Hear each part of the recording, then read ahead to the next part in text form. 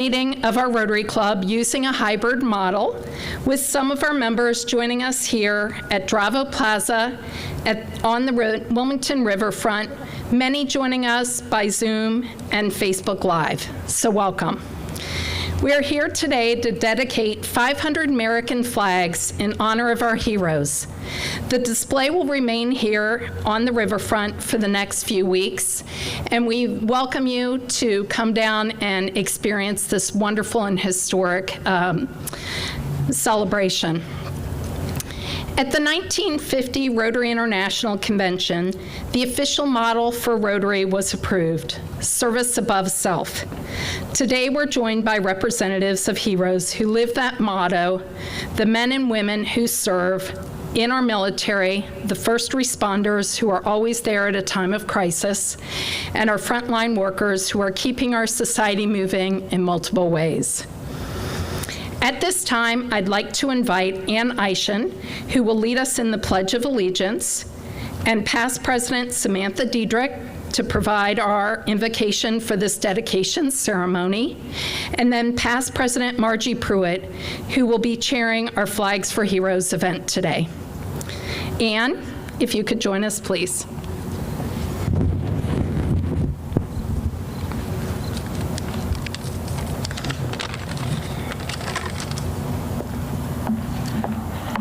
If you would join me, please. I pledge allegiance to the flag of the United States of America and to the republic for which it stands, one nation, under God, indivisible, with liberty and justice to all.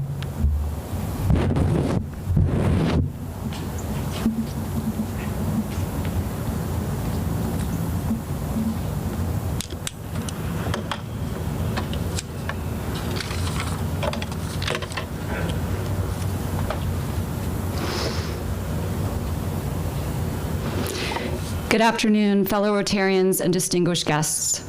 Please join me in a few moments of reflection by bowing your head or gently resting your eyes ahead of you. As we gather here today, please know, as Amy said, this is our first in-person meeting since mid-March and President Amy's first meeting at a podium.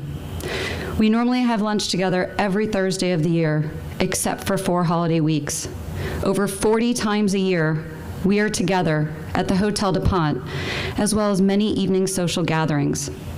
Many of us are overjoyed to have this opportunity to gather and be together in person, to be face to face, albeit physically distanced and with masks on. And so now today we celebrate, together both in person and virtually. Members of our club have worked hours over various volunteer days to continue what is a relatively newer tradition at our club in recent years, Flags for Heroes. Today, we honor the police, our local firefighters, our healthcare providers, EMTs, school teachers, trash collectors, grocery store employees, cleaning and dry cleaning services, food delivery people, restaurant staff, postal workers, florists, and so many more that have worked so hard these last 6 months. These people have put their lives on the line at times, literally, in order to keep the rest of us safe, fed, and able to continue our daily lives. Lives that are very different now. Lives that occur more at home than they do at an office, in a school, or inside a restaurant.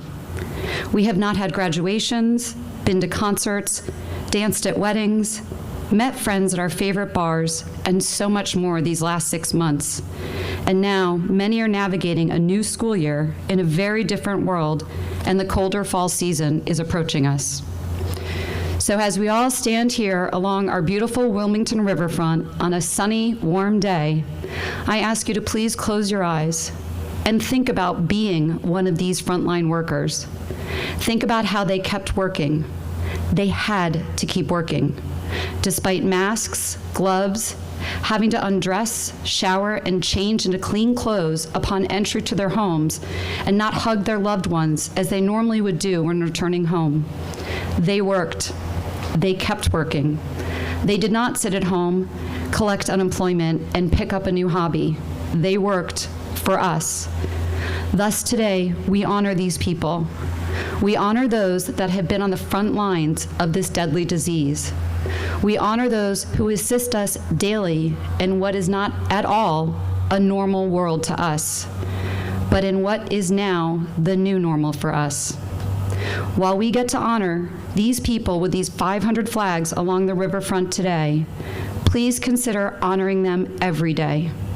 Thank a stranger in uniform when you see them. Send a note, text, or email to anyone you know that is working to protect us. Consider for just one moment how your life is better, easier, and safer during these times because of these essential people.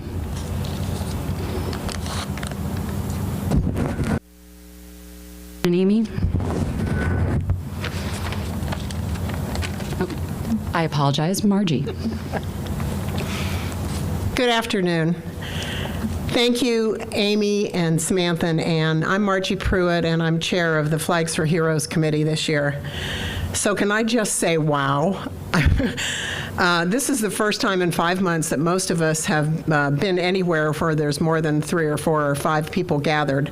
And as I look out and see the folks who are here today, I just think it's the most impressive thing that you chose to be with us today to celebrate our heroes. If I were to take the time to introduce each elected official and representative from the military, our law enforcement community, firefighters, EMS workers, educators, medical professionals, food service workers, business leaders, utility workers, and the nonprofit community, we'd be easily here all day and you'd be melted to the lovely Dravo Plaza. So please just know we're grateful for your attendance to celebrate. This is the 4th year of the Wilmington Rotary Club's Flags for Heroes, and what a year it's been. And because it was extraordinary, we decided we needed to do more flags this year than we've ever done before. The first few years, our display was in Fletcher Brown Park, near the Hercules Building. It was a celebration of active duty and veteran members of all branches of the military. We honored friends and family, those living, and those whose lives were given to keep us free. Then last year, our project grew to an even bigger display in Constitution Yards, visible and glorious from the entire driveway on Justison. But in midwinter, we decided that another move would bring us even more visibility and came up with the idea of being along the riverfront. A walkway of celebration was born. And again, the intention was to honor the military and first responders and to raise money to support the families of these public servants.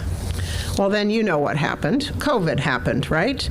And it didn't take long for us to realize a whole new list of heroes, and that they come in all shapes, genders, colors, clothes, pay scales, places of work, vehicles, and ages. Some take care of people who are sick at home and in hospitals, and others make sure blood and medicines are available for patients.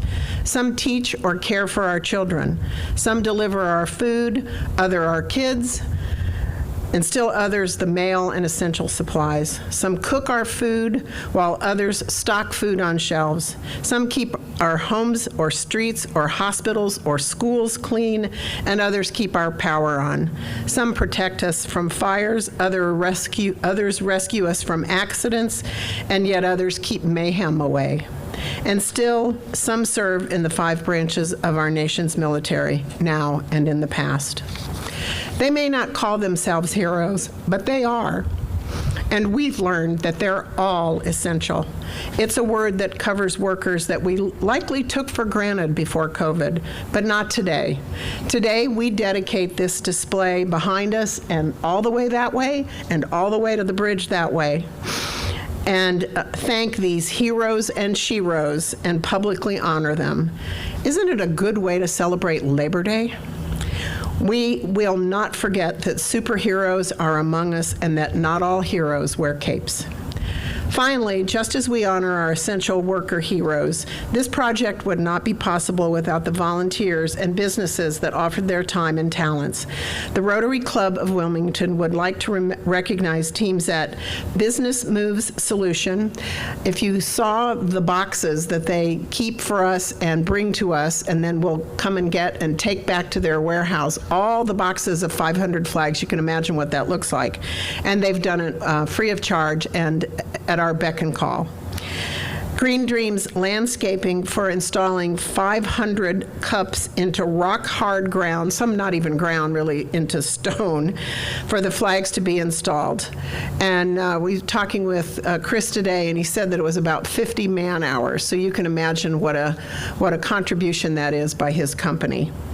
And the Riverfront Development Corporation, who gave us full access to this space for the display and cleared all of the hitches that came along as we installed the flags and planned for this. And what you don't know is that there was supposed to be a 30-minute fire alarm test in the hotel here today from noon to 12:30. So we thank the officer who went into the hotel and politely suggested that they might not want to do that. So thank you all.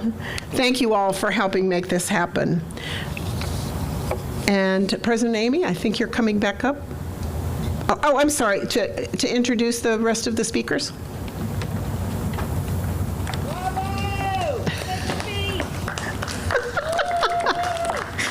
Well, thank you.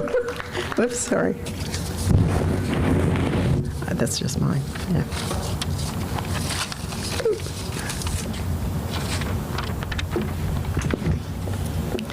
Thank you so much, Margie. And now I'd like to introduce the Mayor of Wilmington, Mike Przicki.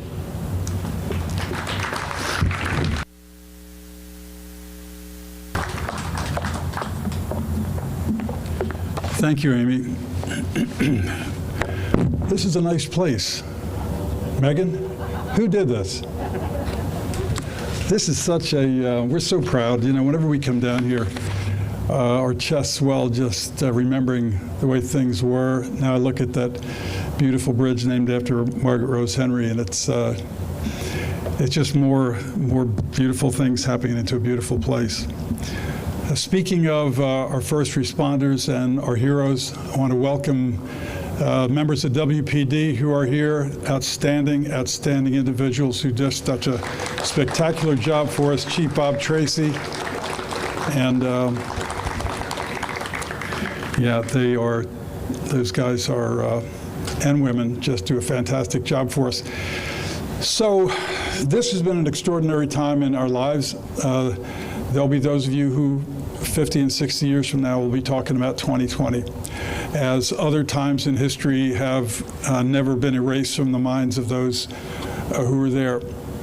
It's a very difficult time, and I think maybe I have a different slant on it than some. There's something good about going through this, because as we've confronted racial injustice and the disparities of race in our country, we're going to have to examine this. We're forced to examine it. The great thing about this discussion about essential workers is we have subtly examined who's important in our community and who's important in our society. You don't need a speech to tell you. Every day you come across people and you're thinking as you're hiding from COVID, they're in the middle of it because of what they've chosen to do, because of what they've been called on to do.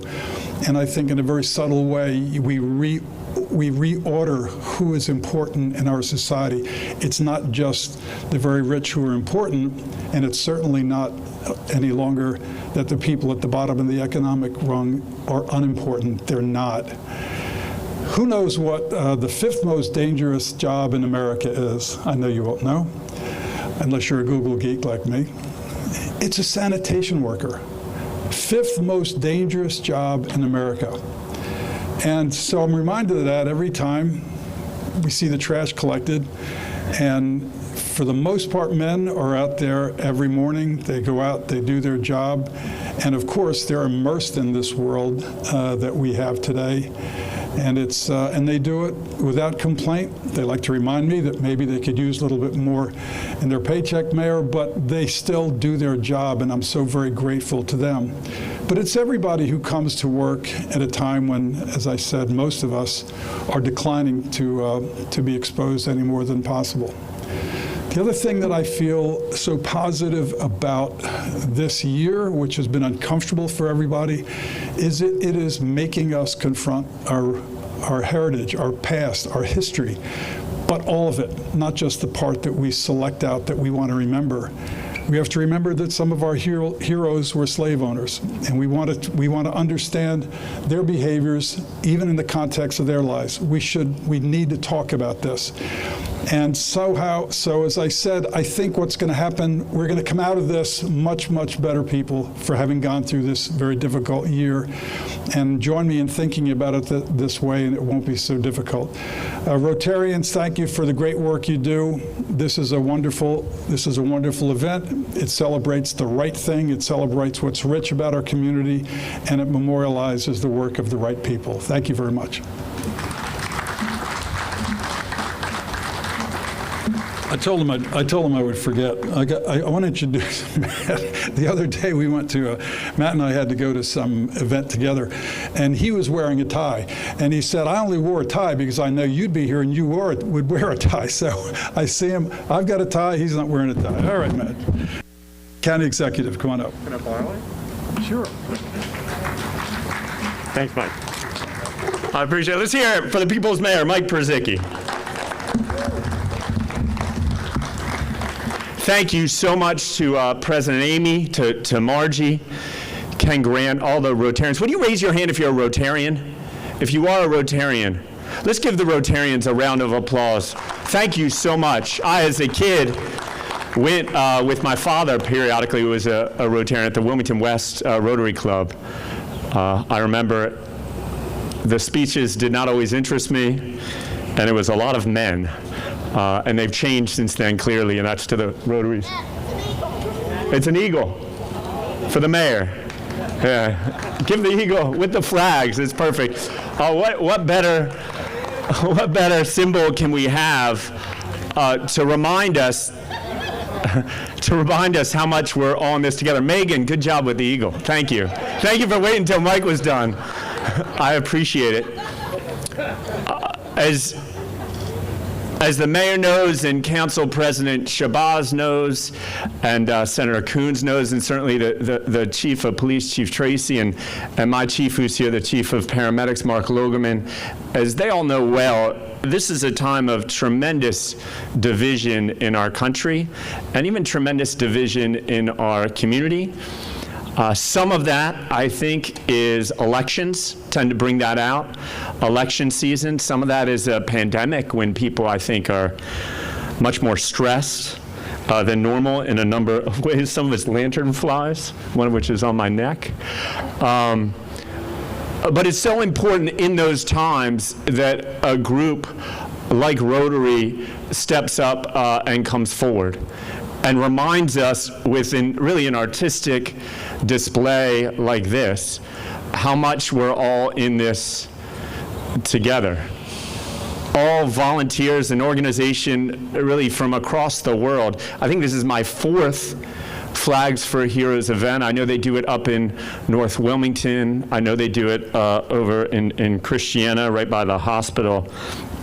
And the fact we're doing it down here in Wilmington at the Riverfront says so much about Rotarians and about our community. As the mayor articulately stated, during this pandemic time, it's exacerbating so many pre-existing problems in our community, problems of race, problems of class, problems of environmental injustice, problems of health inequity. And it's so important, not just that we're working every day as we are to address inequalities in policymaking and inequalities in resources, but people come together like this, a diverse group from all over the community, from different sectors of the business community, to say we stand together to recognize heroes, those on the front lines who really for 6 months have put not only themselves at risk, as they always do, but their families and their communities with an invisible virus. Many of them still don't know. The reality is they still don't know what they're bringing home each night or each morning after the shift to what they're bringing home to their family. Just as Mayor Perzicki spoke eloquently about our sanitation workers, in addition to our fantastic paramedics, police, and 911 operators in county government, I want to particularly shout out our sewer operators. Give our sewer operators, I don't know if any of them are here, but they might be underneath us right now, down in a manhole. It's really sort of obviously a thankless job. Somebody's got to do it, and I like to say the greatest innovation in public health in the last 500 years is really sanitary sewers. If you've traveled at all to places around the world where they don't have underground safe sanitary sewers, you'll know what I mean. And we in this time have taken, gone to extraordinary lengths, sending some of our sewer workers down to take samples of sewage so that we can monitor on a weekly basis the rate of COVID-19 in your community. And that's really to their credit and their leadership that we're getting that done. The Rotary, as I assume many Rotarians know, have a 4-point test. And it's something, though I'm not a Rotarian, I use every single day on any decision I make. And that is it true? Is it fair? Does it build goodwill and friendship? And is it beneficial to all involved? And when I think about this project, Flags for Heroes, with an eagle flying along the river overhead, I can think of nothing more that represents Rotarians and represents all of us. This 2020, I know, has been a hard year for a lot of people. For me, it's also been sort of an anniversary year. 10 years ago, I spent the year embedded I was a diplomat embedded with about 10,000 U.S. Army and Marine troops in Mosul, Iraq, as part of Operation Iraqi Freedom. And there were many days like this, about 35 degrees hotter, where someone would come into our office with a stack of 10, 15, 30, 50, 100 letters from children from across America. And it's hard for me to express. I'd seen many times in my childhood, I'd written a few of those letters, and I never really took them that seriously.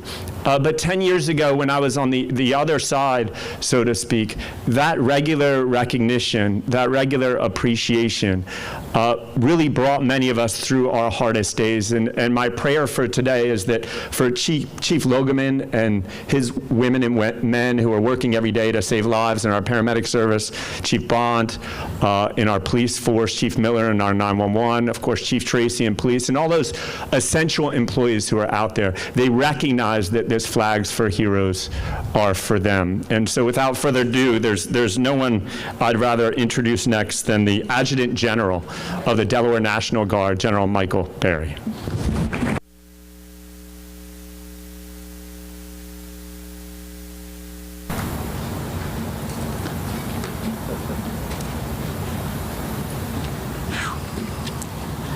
Well, good afternoon. What an amazing day, and I think that that flyby really set the stage for all of us, whoever planned that. So good afternoon. It's certainly an honor for me this afternoon to be representing all 2,700 women and men of your Delaware National Guard. And it's during events such as this that we as citizens of the United States of America, we truly are honoring an unwritten contract.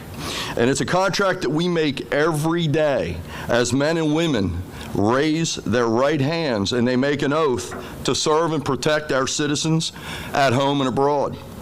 And these oaths are taken every day across our country as citizens become first responders, our police, fire, and ambulance, members of our military, and they begin careers in government. And this contract that I'm talking about requires all citizens to appreciate the risks and the dedication inherent in these professions while these heroes are performing their duties. Now, when thinking about the commitment being made during an oath and the practice of often conducting the oath in the presence of our nation's flag, it's an easy connection to take a look at the flag and see all of our states represented in the stars. This connection with all 50 states is important because most of the work conducted by our heroes is done at the state and the local level. And all activities taking place on a daily basis truly have a direct impact on our individual citizens. Which leads me to reiterating the importance of what is taking place here this afternoon. The ceremony is so much larger than the recognition of our heroes, and I'll tell you why. The ceremony is about creating a link between all members of our society and those that have answered the call. All of us are saying, as citizens, thank you for your service, and we, the American citizens, are here to fulfill our end of the contract and support you steadfastly in your daily duties. In reality, a very small segment of our population raise their right hand and they take an oath of service. And that connection must remain strong, for this connection has a direct impact on our nation's ability to handle emergencies and conflicts. As long as our population stays true to this unwritten contract, it will fully understand that contract and realize these heroes cannot perform their responsibilities without the political, the financial, and the cultural support of the community. The population will be joined hand in hand with the services being provided, which in turn allow the individuals to perform their missions with an open mind. I'm a military member, a military spouse, a military father, a retired police officer, the spouse of a retired educator, and most important, a citizen of the greatest country on earth. And I am proud, very proud today, to witness so many of our citizens who've taken the time out of their lives today to pay tribute to our nation's flag and our nation's heroes. Events such as these put my mind at ease, knowing our heroes are not going it alone and have the support and backing of our nation. I certainly thank you for the invitation to address everyone here today. What a great day and a great event for all of us, and it certainly is important for us to recognize where we are. It's my distinct honor now to introduce the next speaker, Senator Coons. The floor is yours.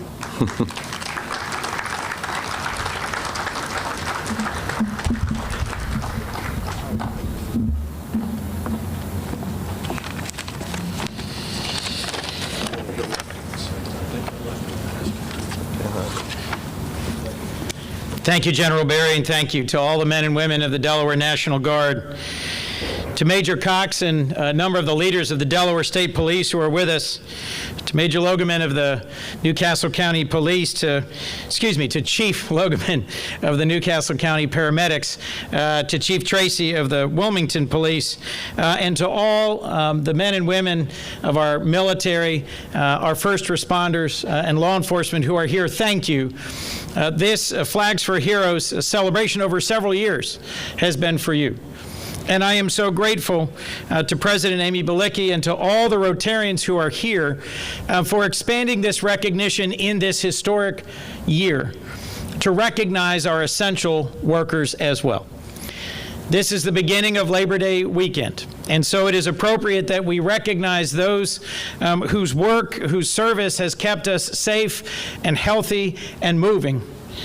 As Mayor Perzicki said, this is indeed a memorable year, a year I suspect many of us would like to forget, but all of us will never forget. We are in the midst of a public health crisis that we haven't seen since 1918.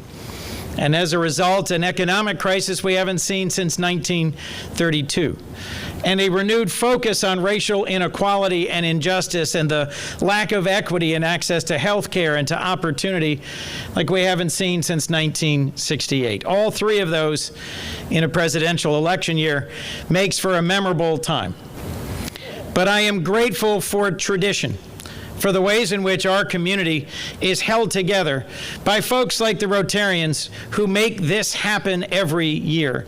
You know, we can't let today pass without recognizing something remarkable Rotary has done. Like Matt Meyer, the county executive decades ago, I spent time in East Africa.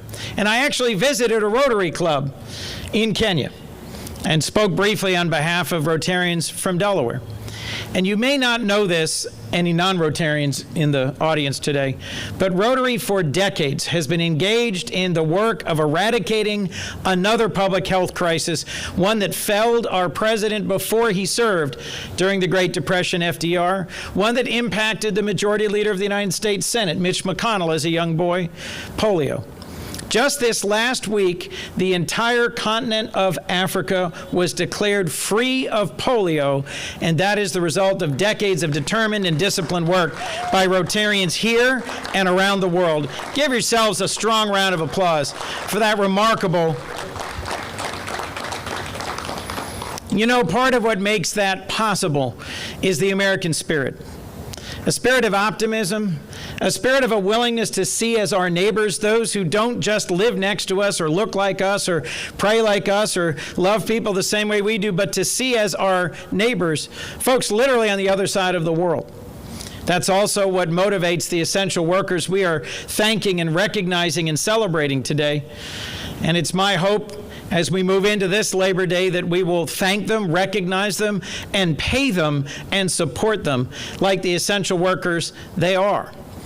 I'm thrilled to have with me as a guest today Ashton Stripling, who's the new director of the Wilmington Job Corps Center. We met earlier today, and he reminded me that this federal resource here in the very heart of the city of Wilmington is ready to train a new generation of essential workers. But we have to get open again. We have to get through this epidemic again. We have to get out the other side. So many parents and grandparents are here as well, who are anxious and concerned about the health and safety of their loved ones who are teachers or paraprofessionals or students. I am proud of the work that Governor Carney has done. I am so thrilled with the work that Mayor Przicki has done. I am so honored to share this podium today with County Executive Meyer. One of the things that makes representing you in Washington easy is that my colleagues, Senator Carper and Congresswoman Blunt Rochester, are a great team. And when we go back in session the day after Labor Day, our number one priority is fighting for another round of support for state and local government so that we don't see layoffs of the very folks we are recognizing today: police officers, paramedics, 911 call takers, the folks who work in government buildings who help make possible support for small businesses, for renters, the sewer workers that the county executive spoke about who are monitoring this pandemic in our community in novel ways, the librarians who help parents and students learn distance remote in new ways. We cannot leave them behind in this pandemic. I'm grateful for tradition. I'm grateful for the ways that Rotary has invested and innovated this ceremony today. If you look at the remarkable tableau behind me and the sweep of the riverfront alongside us, I'll just close by saying this: it really is the partnership of our mayor, the former head of the Riverfront Development Corporation, the county executive, and those who served before him, our governor, now Senator Tom Carper. When all pulled together to invest in this riverfront, we were able to take an abandoned shipyard, polluted and underutilized, vacant for decades. I still remember when the now mayor, then head of the RDC, laid out for me a map of what this would someday look like. And I went home muttering to my beloved wife, Annie, boy, he's a dreamer. I don't know how that's ever going to happen. Well, Mayor, here we are. Here we are in a place of enormous potential. We just have to get through this pandemic together. We have to get through this economic crisis together. We have to build back better a nation that includes and recognizes and welcomes people of all backgrounds and sees and addresses our long history of racial oppression. And I'm grateful for these partners in that difficult, and more than anything, we have to move forward with gratitude in our hearts for the men and women of our armed forces, of law enforcement, the first responders who keep us safe and healthy and free, and with gratitude for the essential workers who have gotten us through this period. Let us not forget them on the other side, and let us be confident that we will all get through this together. Thank you, and God bless America.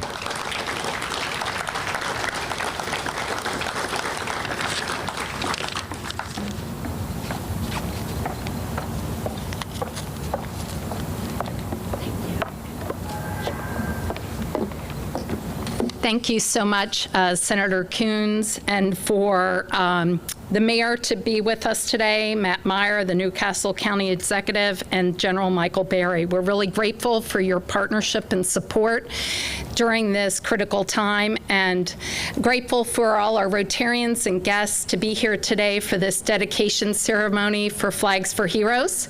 At this time, I'd like to invite all of our guests to join us, and Margie Pruitt, right underneath the crane here, in planting a flag as part of our dedication ceremony today. Thank you so much.